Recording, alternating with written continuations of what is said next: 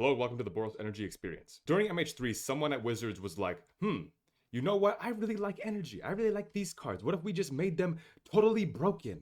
What would happen if we did that? All right, so first let's go over the creatures. Now you think Ragavan would be great in this deck because it's a mono red card, it's a Boros deck. They gotta have the monkey move in there, right? Wrong. Actually, the monkey move has been removed from the format. It's no longer good. It's terrible. Actually, we got worse things to worry about now. This is the new Ragavan. So when this card came out, people were like, I don't think it's going to be that good. I mean, it's a good one drop. It's a solid one drop. But, it's probably not that good. They were wrong. Everyone was wrong. It's broken. It's completely busted. Guide of Souls is just absolutely destroying everyone who said it was bad. It's completely broken. Alongside Guide of Souls, we got Ocelot Pride. Ragavan number 2 for the Boros Energy deck. First strike, lifelink, ascend. Whenever you gain life, it makes a little token. And then it makes another one if you have the City's Blessing. Normally, that wouldn't be too bad, right? Normally, that wouldn't be too bad. But if you take Guide of Souls, you take Ocelot Pride, what do you get? You got this. This is what you got to deal with for the rest of the game. It's just 2 cards. 1 mana, 2 cards, and you got a billion. Your opponent plays 1, 2, a billion cards on the board. Okay, your turn. Now, with the release of MH3, they printed a bunch of planeswalkers. They printed 1 for each color. And to flip each planeswalker, you got to do. You have to meet a certain requirement. Okay, so it's not like you don't get it for free, right? You have to work for it. So for Tamio, right, you have to draw 3 cards to flip her. Yeah, classic blue player stuff and nerd emoji. And then you got Soren. For him, you got to gain 3 life in some way. How are you going to do that? I don't know. Don't ask me. And you got Ral. Solitaire players. They love Ral. Ral's so good for solitaire players. They love it so much. That you got to cast a billion spells in 1 turn. At basically breathing if you're a Storm player. Then you got Grist, the best one of them all. They had a nerfer. You have to pay a mana for some reason, even though all the other ones you don't have to pay mana for some reason. Then we got a Johnny. For a Johnny, okay, so all the other ones have a cost. So what's a Johnny's cost, right? You must have to do something to get him flipped. No. You just got to play another one. You just got to play another one, and then you got to deal with the backside. I didn't even get to the backside. You know what? The top and the bottom, they don't even matter. What matters is the middle, because that's the only one that your opponent's going to use. You make a cat token, and then you got a billion cat tokens, and he punches you in the mouth. Oh, thank you. I love getting punched in the mouth for 15 damage. Thank you so much.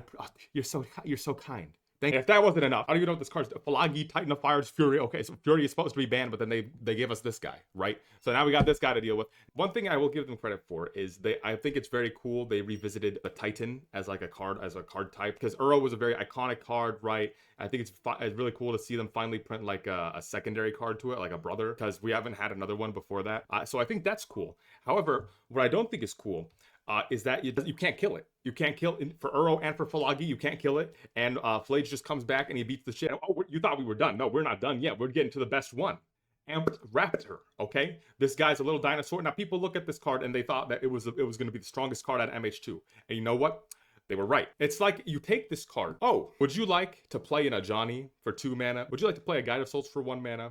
Would you like to play an Ocelot Pride for 1 mana? Or would you like to play an Ocelot Pride and a Johnny and a Guide of Souls that comes with a free 2/1? So if you think all this is bad enough already, we haven't even gotten to the spells yet. So in classic red player fashion, we got the die move, okay? They got 2 of them now. We have Lightning Bolt and Galvanic Discharge because they needed another one, right? They needed another Lightning Bolt for some reason. Unholy Heat wasn't good enough. They got a die move number 2. Right when you think you're going to get your thing back, they hit 0 energy, they gain a billion energy in that same turn. And then they also have the die move, but for the lands with the Blood Moon. Come on. Oh, baby. But if you think that was it, no. On top of all of that, they got the One Ring, of course. The One Ring Wallet Destroyer. If you thought all of that was bad enough already, you thought I was done, you thought I covered all the creatures, I covered all the spells.